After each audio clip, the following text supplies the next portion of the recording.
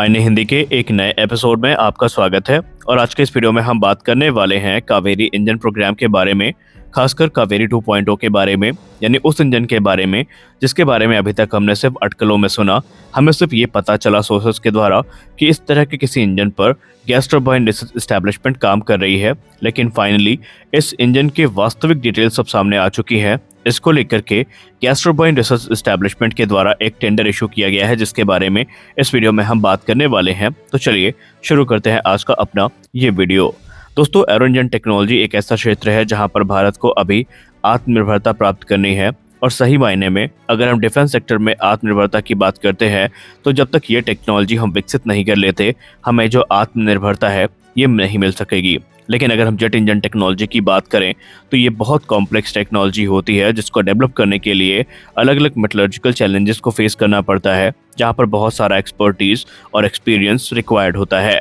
यहाँ पर जो एक्सट्रीमली हाई रोटेशन होती है टरबाइन ब्लेड्स की और जो एक्सट्रीम टेम्परेचर होता है, ये कोर का असली टेस्ट करता है। और जो अलॉय की रिलायबिलिटी है ये यहाँ पर टेस्ट की जाती है। अब अगर हम भारत के कावेरी इंजन प्रोग्राम की बात करें तो एक उम्मीद के साथ वर्ष 1989 में इस प्रोग्राम की शुरुआत करी गई थी और भारत सरकार ने इसे सैंक्शन किया था। उस समय इसका उद्देश्य था भारत के लाइट कॉम्बैट एयरक्राफ्ट तेजस फाइटर जेट को पावर करना, और इसी एम के साथ ये जो इंजन प्रोग्राम है ये शुरू किया गया था। जब ये इंजन प्रोग्राम शुरू किया गया था तो ये माना जा रहा था कि ये 80 किलोन्यूटन का थ्रस्ट जनरेट करने में सक्षम होगा आफ्टर बर्नर के साथ, जो कि उस समय तेजस की रिक्वायरमेंट के हिसाब से परफेक्ट था। लेकिन आने वाले भविष्य में दो चैलेंजेस का सामना इस प्रोग्राम को करना पड़ा। पहला चैलेंज ये था कि अभी तक भारत के पास लो बाईपास इंजन को बनाने में उतना अच्छा एक्सपीरियंस नहीं था, या यूँ कह लें भारत पहली बार ऐसे इंजन का निर्माण कर रहा था और ये चीज़ें भारत के लिए थोड़ी मुश्किल हो रही थी। वहीं बीतते समय के साथ लाइट कॉम्बैट एयरक्राफ्ट तेजस का वेट भी बढ़ता रहा, क्योंकि इसकी कैपेबिलिटी को इन्हांस करने के लिए इसमें मॉडिफिकेशंस होते रहे। और एक समय ऐसा आया जब तेजस का वेट काफ़ी ज़्यादा बढ़ गया और उसकी रिक्वायरमेंट को पूरा करने में जो कावेरी इंजन है वो सक्षम नहीं था। और फाइनली सितंबर 2008 आते आते कावेरी इंजन प्रोग्राम को तेजस प्रोग्राम से डीलिंक कर दिया गया। और रिपोर्ट तो ये भी दावा करती है कि वर्ष 2014 में इस प्रोग्राम को अबैंडन कर दिया गया। लेकिन अगर हम कैक की रिपोर्ट माने जो कि 2011 में आई थी, तो वहां पर कैक की रिपोर्ट में ये कहा गया था कि gas turbine research establishment light combat aircraft Tejas के लिए 13 वर्षों की डिले और तकरीबन 642% के कॉस्ट ओवररन के बावजूद जो इंजन है वो डिलीवर नहीं कर सकी। हालांकि कैक की इस रिपोर्ट को जीटीआरई ने डिफेंड भी किया, यानी खुद को जीटीआरई ने डिफेंड किया, ये कहते हुए कि अभी गैस टरबाइन रिसर्च एस्टैब्लिशमेंट के पास जो state of the art wind tunnel है इसकी कमी है, जो कि भारत में नहीं है। इसके अलावा जो यूएस टेक्नोलॉजी रिस्ट्रिक्शंस हैं ये भी एक अहम किरदार निभाए थे इस प्रोग्राम को डिले करने में। हालांकि भले ही गैस टरबाइन रिसर्च एस्टैब्लिशमेंट ने जो इंक्रीज थ्रस्ट रिक्वायरमेंट है इसको प्राप्त नहीं किया, लेकिन इसका मतलब ये नहीं है कि गैस टरबाइन रिसर्च एस्टैब्लिशमेंट को इस प्रोग्राम का कोई फ़ायदा नहीं हुआ, बल्कि उन्होंने काफ़ी मेहनत करी और जो लर्निंग है उसका इस्तेमाल करके अब तक तकरीबन 9 फुल प्रोटोटाइप इंजन के बन चुके हैं और 4 कोर इंजन को भी बनाया जा चुका है। और टोटल 3217 घंटे की जो इंजन टेस्टिंग है ये गैस टरबाइन रिसर्च एस्टैब्लिशमेंट के द्वारा पूरी करी जा चुकी है। अब अगर हम कावेरी इंजन प्रोग्राम की स्टेटस की बात करें तो जैसा कि हमने पहले रिपोर्ट किया था कि गैस टरबाइन रिसर्च एस्टैब्लिशमेंट इस समय तकरीबन 73 किलोटन का वेट थ्रस्ट और 46 किलोटन का जो ड्राई थ्रस्ट है वो प्राप्त करने में सक्षम है।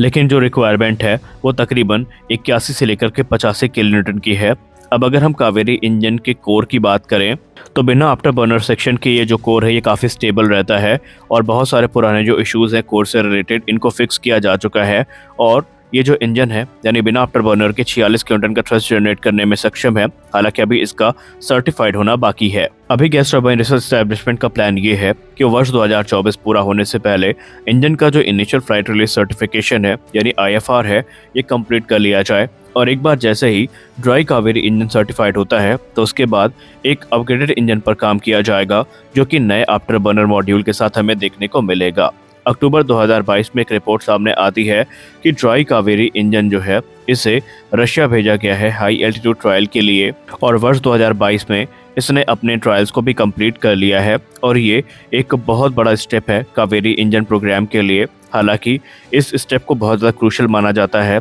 क्योंकि कावेरी इंजन का सर्टिफाई होना बहुत ज़रूरी है, क्योंकि आने वाले समय में इसका इस्तेमाल घातक unmanned combat air vehicle programme में किया जाएगा। और फरवरी 2023 में रिपोर्ट सामने आती है कि ड्राई कावेरी इंजन ने अपना टेस्ट कंप्लीट कर लिया है, यानी जो हाई एल्टीट्यूड ट्रायल्स रूस में इसने पुनः कंप्लीट कर लिया है, जहां पर अलग अलग जो फैक्टर्स हैं इनको टेस्ट किया गया, जिसमें स्पीड, थ्रस्ट और प्रेशर मेन थे। और इस टेस्ट के दौरान इस इंजन ने मैक्सिमम 48.5 किलोटन का जो थ्रस्ट है उसको प्राप्त किया है, जो कि भारत के यूसीएबी प्रोग्राम के लिए बहुत ज़्यादा ज़रूरी है। उसके बाद फरवरी 2023 में ये रिपोर्ट सामने आती है कि गोदरेज एंड वॉयस जो कंपनी है ये गैस टर्बाइन रिसर्च एस्टैब्लिशमेंट से एक कॉन्ट्रैक्ट को प्राप्त करती है, जहां पर 6 ड्राई कावेरी इंजन के जो ऑट मॉड्यूल्स हैं इनको इनकी तरह मैन्युफैक्चर किया जाना है। और ये पहली कंपनी बन जाती है जो कि ड्राई कावेरी इंजन के 8 मॉड्यूल को विकसित करेगी या प्रोड्यूस करेगी, जिनका इस्तेमाल डीआरडीओ के द्वारा किया जाएगा। अच्छी खबर यह है कि 17 अप्रैल 2023 को एक रिपोर्ट सामने आती है जहां पर यह बताया जाता है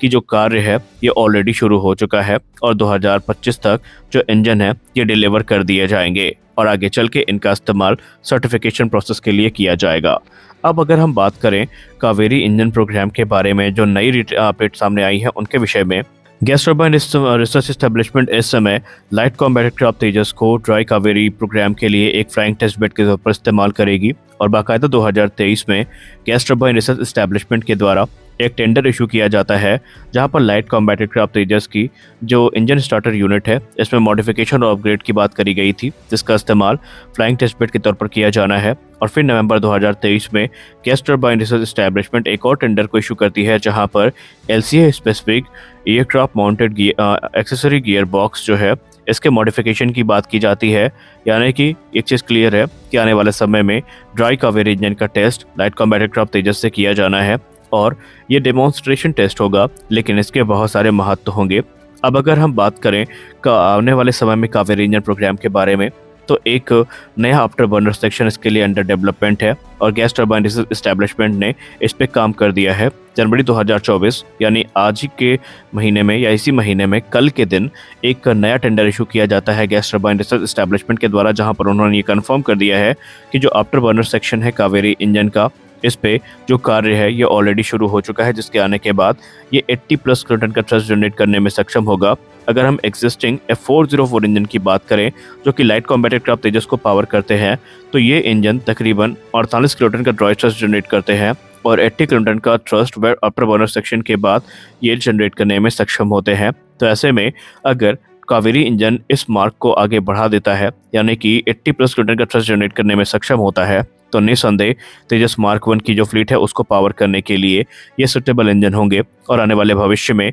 ये F414 की ज़रूरत को भी कम कर देंगे। क्योंकि अगर हम बात करें कावेरी इंजन की, तो कावेरी इंजन को बनाया ही इसी उद्देश्य के साथ जा रहा है कि जो अमेरिकी इंजन है इनको रिप्लेस किया जा सके। और तेजस के अगर हम लाइफ स्पैन की बात करें तो ये 40 वर्षों का है, जहाँ पर हर 10 वर्षों में इस पे जो इंजन है वो स्वैप किए जाएंगे। तो ऐसे में कावेरी इंजन के तेजस में शामिल होने के जो चांसेस हैं ये काफ़ी ज़्यादा बढ़ जाते हैं। तो आज के इस वीडियो में बस इतना ही। मिलते हैं अगले वीडियो में कुछ और अपडेट्स के साथ, तब तक के लिए जय हिंद।